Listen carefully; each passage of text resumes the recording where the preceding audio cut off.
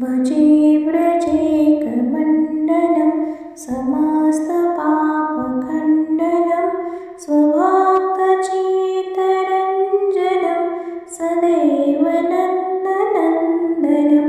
सुपीच्यगोचमस्तकं सुनादवेणुहस्तकम् अनङ्गरङ्गसागरं नमामि कृष्णनागरं मनोजगर्वमोचनं विशाललोललोचनं विधूतगोपशोचनं नमामि पद्मलोचनं करारविन्द्यभूधरं स्मितावलोकसुन्दरं महेन्द्रमानदारणं नमामि कृष्णवारणं कदम्बसूनकुण्डलं सुचारुगण्डमण्डलं व्रजाङ्गनैक्यवल्लभं नमामि कृष्णदुर्लभं यशोदया समोदया सगोपया सनन्दया युतैसुखैकदायकं नमामि गोपनायकं सदैव पादपङ्कजं मदीयमानसे निजं दधानमुक्तमालकं नमामि नन्दबालकं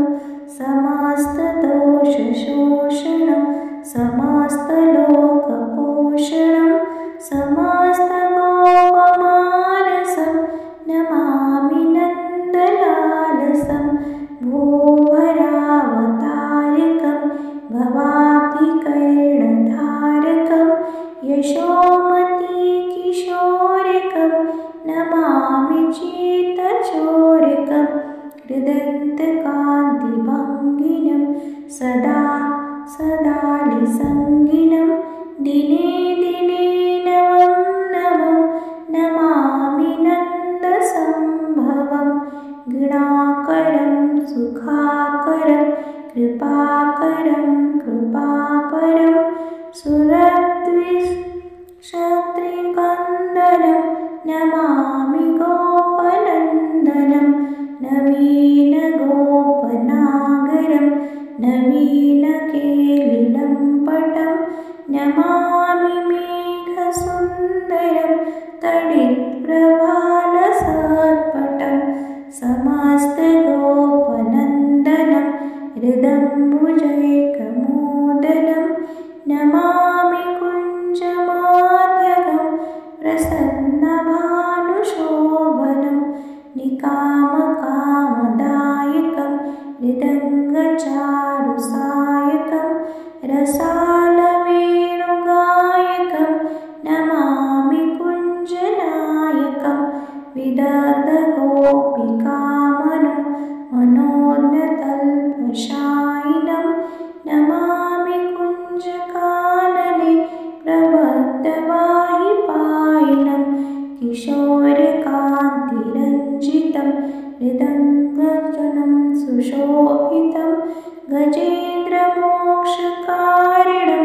नमामि श्रीविहारिणं यदा तथा यथा तथा तथैव कृष्णसत्कथा मया सदैव गीयता तथा कृपाभिधीयतां